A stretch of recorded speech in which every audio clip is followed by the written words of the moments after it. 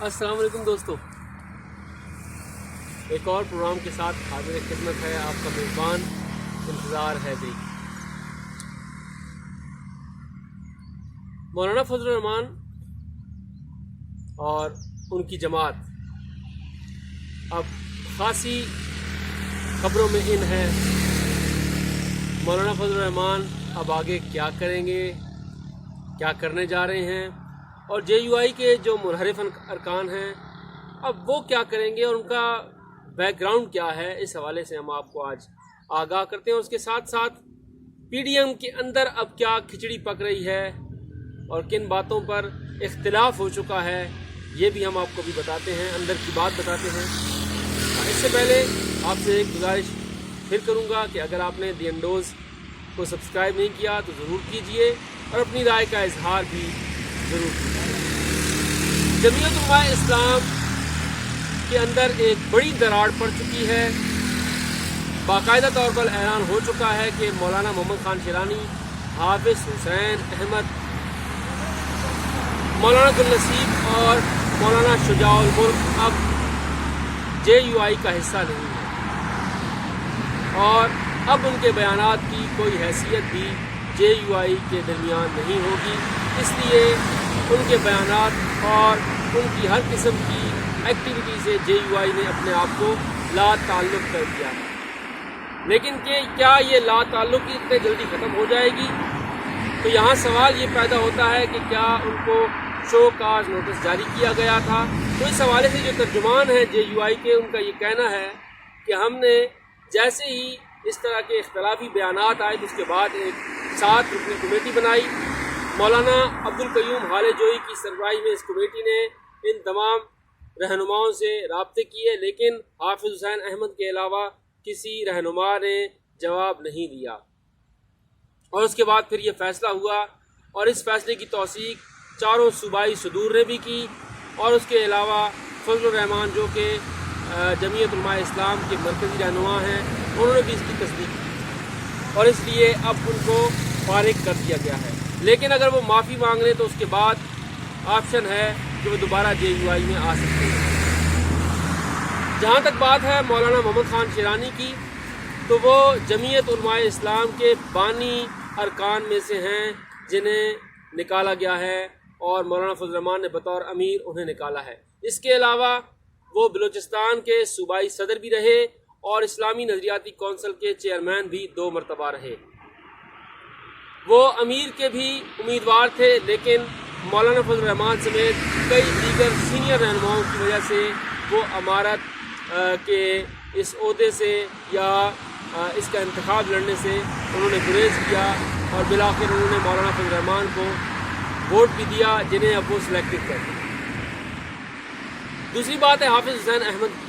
हाफिज़ हुसैन अहमद ने JUI को 1973-74 में ज्वाइन किया था, जब मौलाना फजल रहमान JUI का हिस्सा नहीं थे, बल्कि उस वक्त के सरबराह मुफ्ती महमूद थे और मुफ्ती महमूद की जमात में हाफिज़ हुसैन अहमद ने शमूलियत इख्तियार की।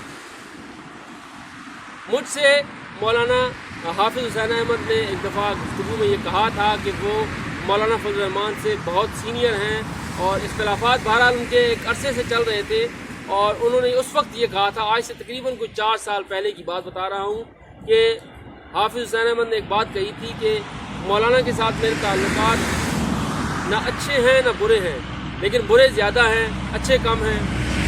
वक्त आने पर शायद बहुत सी बातें खोलूँगा और राज को जो है वो अयां कर दूँगा।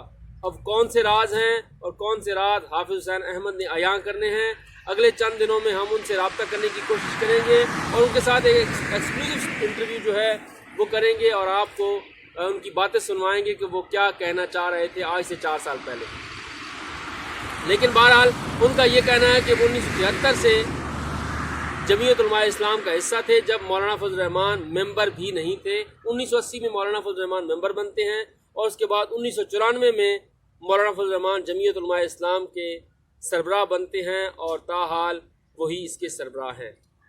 मौलाना अब्दुल नसीब वो भी सूबाई सदर रहे हैं और सेनेटर रहे हैं JUI के, और उनका भी अच्छा खासा असर रसूख है JUI के अकाबरीन के दरमियान, कारकुनों के दरमियान, और वो भी बड़ा डंड डाल सकते हैं मौलाना फजल रहमान के वोट बैंक के अंदर।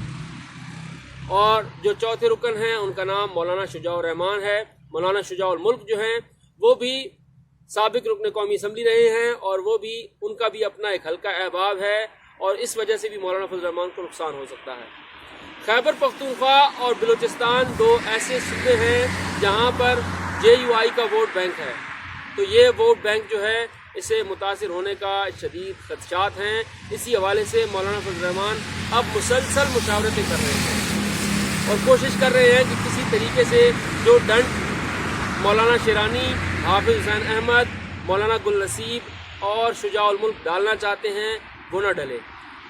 लेकिन अगले चंद दिनों में ये बात वाज़ेह होगी कि आया डंड पड़ता है या नहीं पड़ता। दूसरी तरफ PDM है, तो PDM की जो बड़ी दो जमातें हैं जिनमें एक पाकिस्तान मुस्लिम लीग नून है और दूसरी पाकिस्तान पीपल्स पार्टी है। पाकिस्तान मुस्लिम लीग नून में अब दो बयानिए खुलकर सामने आ चुके हैं। एक बयानिया है मरियम नवाज का और साबिक वजीर आज़म मियाँ नवाज शरीफ का, बल्कि असल बयानिया मियाँ नवाज शरीफ का ही है जिसे मरियम नवाज लेकर आगे बढ़ रही हैं और वो बयानिया मज़ाहमत का है, मफाहमत का नहीं है। और बार बार मरियम नवाज ये कह रही हैं कि अब हम इस हुकूमत से कोई मुज़ाकरात नहीं करेंगे और उसे घर भेज कर रहेंगे। दूसरा बयानिया है मियाँ शहबाज शरीफ का, जिन्होंने सबसे पहले नेशनल डायलॉग की बात की जेल के अंदर से और ये कहा कि नेशनल डायलॉग होना चाहिए, यही मसाइल का हल है। मोहम्मद अली दुरानी की मुलाकात के बाद ये बयानिए खुलकर सामने आ गए। मरियम नवाज ने ये तरदीद की है कि हम किसी किस्म की मुफाहमत, किसी किस्म के मुज़ाकरात उस वक्त तक नहीं करेंगे जब तक ये हुकूमत अपने घर नहीं जाती और जब तक आवाम को इससे छुटकारा नहीं मिलता। लेकिन मियाँ शहबाज शरीफ बारहा ये कह चुके हैं और अब कह रहे हैं कि मुफाहमत इख्तियार की जाए, मुफाहमत का रास्ता इख्तियार किया जाए, पार्लियामेंट के अंदर तब्दीली लाई जाए और इस हवाले से वो अपना किरदार अदा करने को तैयार हैं, क्योंकि उन्होंने चौधरी निसार अली खान के साथ भी यही गुफ्तगू की और चौधरी परवेज़ इलाही समेत दीगर रहनुमाओं के साथ भी जो उनसे मिलने आए उनसे भी उन्होंने यही गुफ्तगू की। दूसरी बड़ी जमात है पाकिस्तान पीपल्स पार्टी। पाकिस्तान पीपल्स पार्टी के चेयरमैन बिलावल भुट्टो जरदारी हैं जो मुसलसल ये कह रहे हैं कि हमें अब मुज़ाकरात नहीं करने बल्कि इस हुकूमत को घर भेजना है। लेकिन अभी तक वो मुकम्मल तौर पर खुलकर सामने नहीं आए। आसिफ अली जरदारी हैं, वो मफाहमत कर रहे हैं और सीनियर रहनुमा जिनमें सैयद खुर्शीद शाह का सबसे बड़ा नाम है, वो मुसलसल ये कह रहे हैं कि हमें मफाहमत ही करनी है, हमें मुज़ाकरात ही करने हैं, हमें पार्लियामेंट में ही बैठना है और हमें सिंध असम्बली नहीं तोड़नी। ये पैगाम वो चेयरमैन पीपल्स पार्टी बिलावल भुट्टो जरदारी को दे चुके हैं और ये कह चुके हैं कि अकाबरीन चाहते हैं कि हम मुज़ाकरात करें। इसीलिए आसिफ अली जरदारी ने PDM के सरबराह मौलाना फजल रहमान समेत तमाम जमातों से मोहलत मांगी थी कि उन्हें CEC कमेटी का इजलास बुलाने दिया जाए और उसमें वो फैसला करेंगे। उनके दरपर्दा राब्ते हो रहे हैं। मैं पहले भी कह चुका हूँ कि अगर उन्हें ग्रीन सिग्नल मिला तो फिर वो ना असम्बली तोड़ेंगे और ना ही फिर वो ज़िमनी इंतखाबात का बाइकाट करेंगे और ना सेनेट इलेक्शन का बाइकाट करेंगे, बल्कि फिर वो इलेक्शन में जाएंगे और अपने सेनेटर्स मुंतखब करवाएंगे और फिर वो अपने मामलात को सीधा करेंगे। लेकिन अभी ये ग्रीन सिग्नल पर है कि वो मिलता है या नहीं। 29 तारीख को ये इजलास होना है, इसमें वाज़ेह हो जाएगा कि पीपल्स पार्टी क्या जाती है। इन तमाम मामलात को देखते हुए सरबराह PDM मौलाना फजल रहमान उनके रहनुमा शिरकत करेंगे।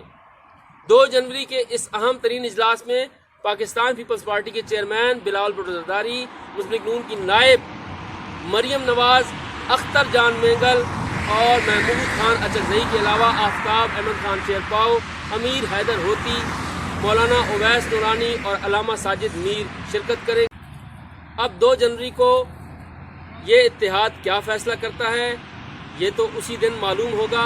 लेकिन अगर इस्तीफ़ों के मामले पर, ज़िमनी इंतखाबात के मामले पर और सेनेट इलेक्शन के मामले पर ये इत्तेहाद इत्तेफाक़ राय नहीं करता तो फिर इनका लॉन्ग मार्च या इनका एहतजाज बेसूद होगा। इस प्रोग्राम के साथ मुझे इजाज़त दीजिए और अपना फीडबैक ज़रूर